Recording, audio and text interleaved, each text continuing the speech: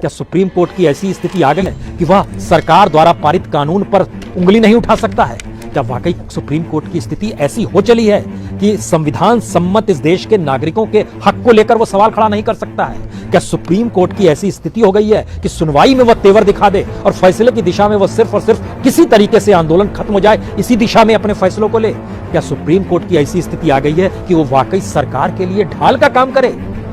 दोस्तों नमस्कार। दोस्तों, क्या वाकई सुप्रीम कोर्ट के पास सिवाय बीच का रास्ता अपनाने के अलावे कोई रास्ता नहीं है? क्या वाकई सुप्रीम कोर्ट का मतलब यह है कि वो सत्ता को भी ध्यान में रखे और जनता के हित की बात करते हुए नजर भी आए? कुछ ऐसा ही रास्ता सुप्रीम कोर्ट के पास है, या फिर सुप्रीम कोर्ट के पास एक नया रास्ता आ गया है जहां वो सुनवाई के दौरान अपने तेवर दिखलाए और इस बात की दुहाई दे कि दरअसल संविधान मत होकर इस देश में व्यवस्था चलनी चाहिए, लेकिन फैसला देते वक्त वो डगमगाते हुए कहे कि इस देश की गवर्नेंस को भी दरकिनार नहीं किया जा सकता है? आखिर सुप्रीम कोर्ट का मतलब क्या है? और खास तौर से तब जब सरकार के तेवर बिल्कुल उलट दिशा में जो सुप्रीम कोर्ट कह रहा है उससे अलग जा रहे हों। सरकार का मत बहुत साफ मानना है कि कृषि कानून इस देश के किसानों के हक में है। सरकार का बहुत साफ मानना है कि कृषि कानून को लेकर जो विरोध हो रहा है दरअसल वह छिटपुट किसान भर है। सरकार का बहुत साफ मानना है कि जिस तरीके से विरोध हो रहा है उस विरोध को जो समर्थन है उनकी भी हैसियत इस देश के भीतर में सिवाय छिटपुट अवस्था के कुछ भी नहीं है। सरकार का बहुत साफ मानना है कि हो सकता है कि आने वाले वक्त में कानून भी अपने हाथ में ले ले, यानी हिंसक आंदोलन की दिशा में बढ़ सकते हैं। तो सुप्रीम कोर्ट को इस दिशा में देखना चाहिए। लेकिन सुप्रीम कोर्ट अपने तौर पर कह रहा है कि अगर आप फैसला नहीं लेंगे और कोई रास्ता बीच का नहीं निकालेंगे जिससे आंदोलन भी खत्म हो जाए और कृषि कानूनों को लेकर जो लगातार विरोध की स्थिति बनी हुई है वह आने वाले वक्त में सहमति तक जब तक ना पहुंचे तब तक उसको सस्पेंड कर दिया जाए। और किसान के वकील बहुत साफ तौर पर कह रहे हैं कि दरअसल हिंसा तो होगी नहीं, हम तो गांधीवादी रास्ते पर ही हैं। हाँ, दिल्ली के भीतर घुसेंगे जरूर लेकिन राजपथ पर नहीं चलेंगे। हमारे ट्रैक्टर राजपथ को रौंदेंगे नहीं, वो तो जनपथ पर चलने के आदी हैं। रामलीला मैदान जाना चाहते हैं जहां एक वक्त जेपी भी बैठे थे और जहां एक वक्त अटल बिहारी वाजपेयी ने भी उस दौर की कांग्रेस सरकार का विरोध किया था। और रामलीला मैदान तो राजनीतिक विरोध का एक ग्राउंड जीरो रहा है, तो वहां तक जाने देने में क्या दिक्कत है? सवाल कई है। सुप्रीम कोर्ट संवेदनाओं से भरा हुआ है, उसे बच्चों की फिक्र है, उसे बड़े बुजुर्गों की फिक्र है कि ये आंदोलन में आ गए हैं तो मुश्किल हो रही होगी, ये लौट क्यों नहीं जाते? सुप्रीम कोर्ट अपने तौर पर संविधान की संवेदनाओं को नहीं समझना चाहता है, वो आंदोलन के भीतर बच्चे और बुजुर्गों की संवेदनाओं को टटोलना चाहता है। सरकार अपने तौर पर शायद अपनी सियासत को साधते हुए इस देश के किसानों की उस हकीकत को देख रही है जहां पर बड़ी तादाद में इस देश में किसान उसके वोटर हैं, वो गरीब हैं, वो सीमांत हैं और उनकी तादाद रईस किसानों की तुलना में कई गुना ज्यादा है। रईस शब्द शायद ठीक ना होगा, बड़े किसानों की तुलना में उनकी संख्या बहुत ज्यादा है। तो क्या वाकई सरकार ने इस दौर में अपने सिस्टम के जरिए यह जान लिया है कि इन किसानों को कई हिस्सों में बांटा जा सकता है? किसान जो फसल उपजाता है उसमें भी जो गेहूं और चावल उपजाते हैं और जो कैश क्रॉप उपजाते हैं उसके बीच भी एक लकीर खींची जा सकती है। जिनके पास 1 हेक्टेयर से भी कम की जमीन है उनको लेकर सरकार पॉलिसी बना सकती है, लेकिन बड़े किसानों से कैसे भिड़ेगी? और बड़े किसानों के पास जितनी बड़ी तादाद में जमीन है वह जब तक कॉर्पोरेट के पास नहीं जाएगी और वो बीच बाजार में आकर अपने माल को बेचेंगे नहीं, तब तक इस देश की इकोनॉमी भी आगे बढ़ नहीं सकती है। तो क्या सरकार के सामने ये बंदिशें हैं? और किसानों की बंदिशें बहुत साफ हैं, जो मिल रहा था वह भी आने वाले वक्त में मिल जाएगा या फिर वह भी खत्म हो जाएगा, मिलना बंद हो जाएगा। इन परिस्थितियों के बीच में जब सुप्रीम कोर्ट खड़ा हो तब जरा सोचिए कि सुप्रीम कोर्ट क्या फैसला दे सकता है। सुप्रीम कोर्ट 3 ही फैसले दे सकता है। पहला फैसला, इस कानून को लागू करने से रोक दिया जाए। सुप्रीम कोर्ट इससे पहले संकेत दे रहा था कि वो कह सकता है कि इस कानून को ही स्थगित कर दीजिए जब तक सहमति नहीं बनती है, लेकिन सुप्रीम कोर्ट ने अपनी पूरी बहस के दौरान में कभी नहीं कहा कि इस कानून को दरअसल बनाने की जो पूरी प्रक्रिया अपनाई गई क्या वो संविधान मत थी, क्या वो इस देश के नागरिकों के अनुकूल थी, क्या इस देश में किसानों से कोई संवाद किया गया था? नहीं, सुप्रीम कोर्ट में ये सवाल जवाब नहीं हो रहे हैं। सुप्रीम कोर्ट के भीतर बहुत साफ सवाल यही है कि दिल्ली की सीमा पर बैठा हुआ किसान कैसे घर लौट जाए और जिस विरोध को लेकर वह सीमा तक पहुंचा है उस विरोध को लेकर सरकार थोड़ा सा झुक जाए। यह सोच है। इस सोच का मतलब बहुत साफ है। सुप्रीम कोर्ट जिन 3 बातों को मानना चाहता है उसमें कह रहा है इंप्लीमेंट को रोक दीजिए, उसमें कह रहा है किसान अपने घर लौट जाएं, उसमें वो कह रहा है एक कमेटी बना लीजिए, उसमें एक नाम भी सामने आया कि जस्टिस लोढ़ा की अगुवाई में एक कमेटी बना लीजिए, उसमें सब तबके के लोगों को रखिए और एक सहमति जब तक ना बने तब तक इस कानून को इंप्लीमेंट ना कीजिए। यही 3 बातों पे उसको निर्णय लेना है। लेकिन बात सुप्रीम कोर्ट की हो रही है, जरा इसकी संवेदनशीलता को समझिएगा, क्योंकि आज सुप्रीम कोर्ट के भीतर जो पूरी बहस हो रही थी वो लग नहीं रहा था कि सुप्रीम कोर्ट के भीतर बहस हो रही है। वो ऐसा लग रहा था किसी छोटी अदालत में या किसी पंचायत पे बहस हो रही है और तर्क दिए जा रहे हैं। लेकिन हमें लगता है जैसे ही जिक्र सुप्रीम कोर्ट का होगा, ऐसे बड़े बड़े सवाल हैं, उन सवालों के अक्स में आज जरा देखने की कोशिश इसलिए कीजिए क्योंकि सरकार ने इस कानून को किस तरीके से पास किया, क्या सुप्रीम कोर्ट ने उस दिशा में आंखें मूंद ली? इस कानून को किस रूप में पास कराने से पहले इस देश के भीतर में किसानों के हक को मार के कॉरपोरेट और इंडस्ट्रीज को लाभ पहुंचाने की दिशा में सरकार बढ़ चुकी है, क्या सुप्रीम कोर्ट ने वहां से भी आंखें बंद कर ली?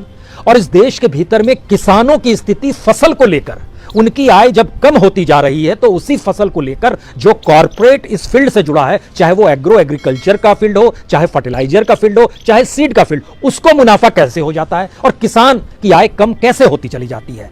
क्या सुप्रीम कोर्ट ने आंखें मूंद ली? हमें लगता है 3-4 बातों पर आज गौर करने की जरूरत है, क्योंकि लॉकडाउन के वक्त इस कानून को लाया गया जब यह देश महामारी से भोग रहा था। सरकार की तरफ से निर्णय लिया गया था कि लोग घरों में रहें और लॉकडाउन करके इस देश के तमाम इंस्टीट्यूशंस पर ताला लटक गया था, चाहे वो सरकारी दफ्तर हो चाहे वो प्राइवेट दफ्तर हो, ताला लटक गया था। लोग घरों से काम कर रहे थे और घरों से भी उस दौर में जो अलग अलग लॉकडाउन का पीरियड था उसमें घर से भी काम नहीं हो पा रहा था। लॉकडाउन के पीरियड में इस देश के भीतर में 14 करोड़ से ज्यादा किसान, उस किसानी में काम करने वाले मजदूरों की तादाद 12 करोड़ यानी 26 करोड़ ये हो गए, और उस एग्रीकल्चर इकोनॉमी पर टिका हुआ भारत जो है वह तकरीबन 70 करोड़। तो क्या इतनी बड़ी आबादी को प्रभावित करने वाले कानून को लॉकडाउन में बिना बहस के ले आया गया?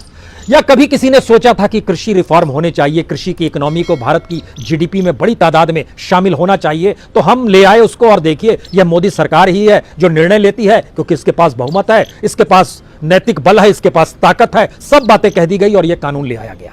क्या सुप्रीम कोर्ट को यह देखना नहीं होगा? पहला सवाल यह है। दूसरा सवाल, जो बिना बातचीत के लाया गया, यानी जिस समुदाय से जुड़ा, जिस पेशे से जुड़ा हुआ यह कानून है, वहां एग्रीकल्चरिस्टों से बातचीत क्यों नहीं की? क्या सुप्रीम कोर्ट यह सवाल नहीं उठा सकता है? सुप्रीम कोर्ट यह सवाल नहीं उठा रहा है। लॉकडाउन में क्यों लाया गया? नहीं उठा रहा है। खेतीहर किसानों से क्यों नहीं बात की? यह भी नहीं उठा रहा है। जो विशेषज्ञ थे क्या उनसे बातचीत हुई? यह भी नहीं बताया जा रहा है। तीसरी स्थिति थी कि राज्यसभा में वोटिंग भी नहीं हुई और इसको ध्वनि मत से पास कर दिया गया इस कानून को। क्या सुप्रीम कोर्ट यह सवाल खड़ा कर सकता है?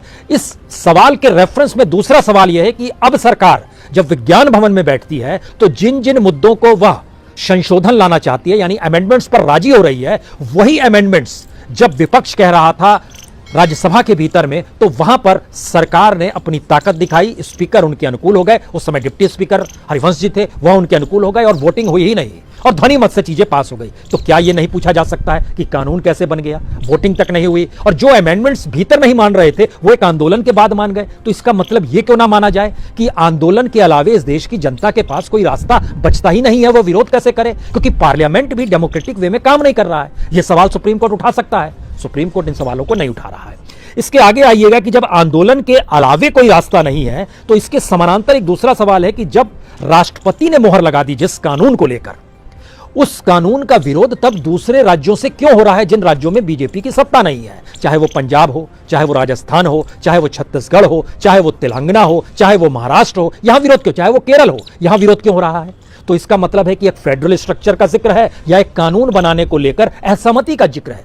क्या सुप्रीम कोर्ट के भीतर यह सवाल नहीं उठ सकता? उठ सकता है। क्या सुप्रीम कोर्ट ने यह सवाल उठाया? नहीं उठाया। सुप्रीम कोर्ट को फिक्र है कि महामारी के दौर में कहीं किसी को कोविड ना हो जाए इस आंदोलन में। सुप्रीम कोर्ट को दर्द है कि कहीं बच्चे और महिलाएं या बुजुर्गों की तबीयत ना खराब हो जाए। सुप्रीम कोर्ट को डर है कहीं यह आंदोलन हिंसक ना हो जाए। सुप्रीम कोर्ट को इस बात का डर है कहीं दिल्ली रौंदते हुए ये सारे किसान आगे ना बढ़ जाएं। सुप्रीम कोर्ट को किन बातों का डर है? सुप्रीम कोर्ट को क्या व्याख्या करनी है? तो क्या वाकई सुप्रीम कोर्ट की भूमिका मौजूदा वक्त में सरकार के अनुकूल होते हुए एक बीच का रास्ता अपनाने की है?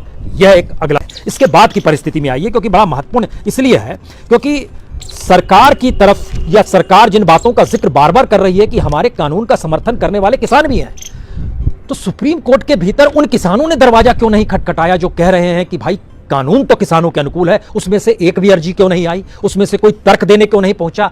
और भारतीय किसान संघ बीएमएस और भारतीय किसान संघ बीकेएस ये दोनों चुप्पी साधे हुए हैं। यह क्यों नहीं आकर सुप्रीम कोर्ट में कहते हैं कि नहीं नहीं ये तो आरएसएस से जुड़े हुए संगठन है, ये भी आकर कह दें कि देखिए ये कानून बिल्कुल किसानों के हित में है, मजदूरों के हित में है, इस बात का जिक्र कर दें अगर वो मानकर चल रहे हैं। इसके दो मतलब है, एक मतलब कुछ डरे हुए हैं, कुछ छोटी सी सुविधाओं के भीतर फंसे हुए हैं, और जो किसान सुविधाओं के भीतर फंसे नहीं है और डरे नहीं है वो आंदोलन की दिशा में बढ़ चुके हैं।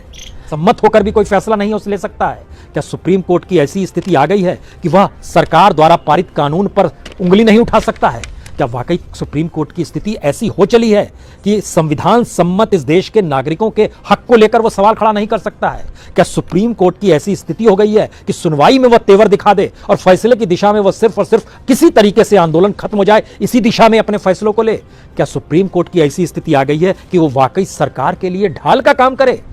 या सुप्रीम कोर्ट की ऐसी स्थिति आ गई है कि वह बीच का रास्ता निकालने की स्थिति में आ जाए? जिस तरह इस देश की पॉलिटिक्स बार बार इस देश में हर चुनाव के वक्त एक बीच का रास्ता अपनाती है, फैसला लेते हुए बीच का रास्ता अपनाती है, तो फिर इस देश का संविधान क्या कहता है? हमें लगता है कि सुप्रीम कोर्ट को शायद एक बार संविधान पढ़ लेना चाहिए और इस देश को जिस सोच के साथ दर्ज किया गया संविधान के भीतर में, चाहे वो रोजगार का सवाल हो, मजदूरी का सवाल हो, इंडस्ट्री का सवाल हो, एग्रीकल्चर का सवाल हो, जीने के हक का सवाल हो, वो सभी फंडामेंटल राइट्स का ही हिस्सा है। सुप्रीम कोर्ट को फैसला बड़ा लेना होगा, अन्यथा उसकी साख खत्म हो जाएगी। बहुत बहुत शुक्रिया।